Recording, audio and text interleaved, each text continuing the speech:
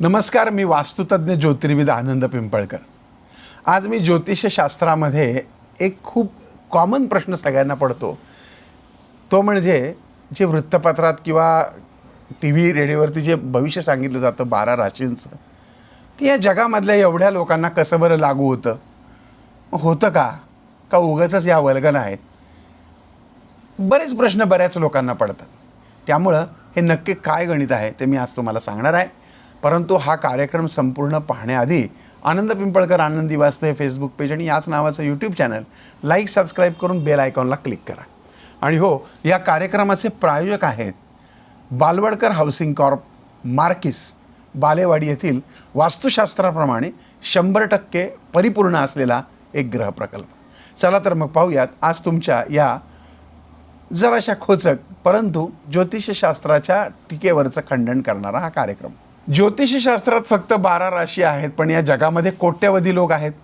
मग जेव्हा वृत्तपत्रामध्ये, टी व्हीवर किंवा यूट्यूबवर राशी भविष्य सांगितलं जातं, तेव्हा ते खरोखरच सगळ्यांना लागू पडतं का हो? या 12 राशींमध्ये एखादा माणूस कोट्याधीश असतो, तर एखादा माणूस दरिद्री भिकारी असू शकतो। मग प्रत्येकाचं ग्रहमान एकसारखं कसं बरं असू शकतं? किंवा जर त्या भविष्यात असं लिहिलं आहे की आपल्याला घराचा लाभ होईल, तर मग भिकाऱ्याला, गरीबाला घराचा लाभ कसा होऊ शकतो? जर एखाद्या राशीबद्दल असं सांगितलं आहे की या महिन्यात तुमच्या घराचा योग आहे, पैसा मिळेल, प्रगती होईल, तर त्या राशीचे जगभरातले सर्व लोक एकाच वेळी श्रीमंत कसे बरं होतील? आणि जर त्या राशीचा एखादा माणूस गरीब असेल, दरिद्री असेल, तर त्याच्यासाठी हे भविष्य कसं बरं खरं ठरेल? असा प्रश्न अनेकांना पडतो। पण त्यामागचं खरं गणित काय ते आज मी तुम्हाला सांगतोय। सर्वप्रथम एक गोष्ट समजून घ्यायला हवी की राशी हा ज्योतिषशास्त्रातला फक्त एक घटक आहे, एक पूर्ण कुंडली नाही। ज्योतिषशास्त्रात व्यक्तीचं भविष्य हे राशीवर ठरत नाही।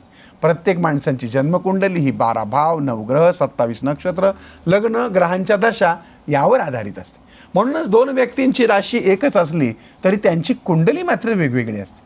कोणाचं लग्न सिंह असतो, कोणाचं लग्न मकर असतो, कोणाचा गुरु बलवान असतो, कोणावर शनीचा प्रभाव जास्त असतो। त्यामुळं राशी एकच असली तरी आयुष्यातली फळं ही मात्र वेगवेगळी मिळतात। मग वृत्तपत्रामध्ये, यूट्यूबवर सांगितलं जाणारं जे राशी भविष्य आहे हे काय असतं? तर हे जनरल ग्रहांचा आधार घेऊन जनरल प्रिडिक्शन असतं। ते बहुतेक वेळा चंद्रराशी किंवा सूर्यराशींवर आधारित एक सामान्यत्वाने निर्माण केलेला किंवा सांगितलेला अंदाज असतो। म्हणून ते प्रत्येकासाठी अचूक असतं असं नाही, परंतु ते फक्त एक सामान्य दिशा किंवा त्या काळातल्या ग्रहांचं वातावरण आणि त्यामुळे त्या राशींवर होणारा परिणाम सांगतात। उदाहरणार्थ, एखाद्या राशीबद्दल असं सांगितलं की या महिन्यामध्ये तुम्हाला आर्थिक लाभ होईल, तर त्याचा अर्थ असा नाही की त्या राशीतल्या प्रत्येक व्यक्तीला लाखो रुपये मिळणार आहेत। काहींना पगार वाढू शकतो, काहींना नवीन कामाची संधी मिळू शकते, काहींचे अडकलेले पैसे परत मिळू शकतात, काहींची कर्जातनं सुटका होऊ शकते। म्हणजेच अशा स्वरूपाची लाभाची घटना ही घडते। ही सारखी जरी असली तरी तिचं स्वरूप वेगळं असतं। यामध्ये परिस्थिती आणि कर्म देखील खूप महत्त्वाची भूमिका बजावतात। जर एखाद्या श्रीमंत व्यक्तीला सांगितलं की घराचा योग आहे, तर कदाचित तो मोठा बंगला किंवा प्लॉट किंवा फ्लॅट खरेदी करू शकतो। पण जर तोच गरीब माणूस असेल त्याच राशीचा, तर कदाचित त्याला एखादं भाड्याचं देखील चांगलं घर मिळू शकतं किंवा झोपडी चांगली मिळू शकते, एखादं पक्कं घर मिळू शकतं। म्हणजे योग तोच असतो, पण त्याचे परिणाम परिस्थितीनुसार, कर्मानुसार बदलतात। आणि आणखीन एक महत्त्वाची गोष्ट म्हणजे ज्योतिषशास्त्र हे 100% कधीच हमी देत नाही। ते फक्त ग्रहांच्या स्थितीनुसार शक्यता सांगत असते। जसं हवामान खातं सांगते की आज पाऊस पडण्याची शक्यता आहे, पण कधी एका भागात पाऊस पडतो तर दुसऱ्या भागात पडत नाही। राशी भविष्याचे अंदाज देखील सामान्य असतात। खरं अचूक भविष्य सांगायचं असेल तर पूर्ण जन्मकुंडली पाहावी लागते आणि त्यासाठी जन्मतारीख, जन्मवेळ, जन्मठिकाण, लग्न नक्षत्र, ग्रहांची स्थिती, चालू दशा या सगळ्या गोष्टींचा अभ्यास केला जातो। तेव्हाच एखाद्याचं वैयक्तिक भविष्य अधिक स्पष्टपणाने सांगता येतं। आणखीन एक महत्त्वाचा मुद्दा असा की एकाच राशीतही 27 नक्षत्रांचे वेगवेगळे पाद असतात। त्यामुळे एकाच राशीत जन्मलेल्या लोकांमध्येही ग्रहांचे परिणाम हे वेगवेगळे दिसून येतात।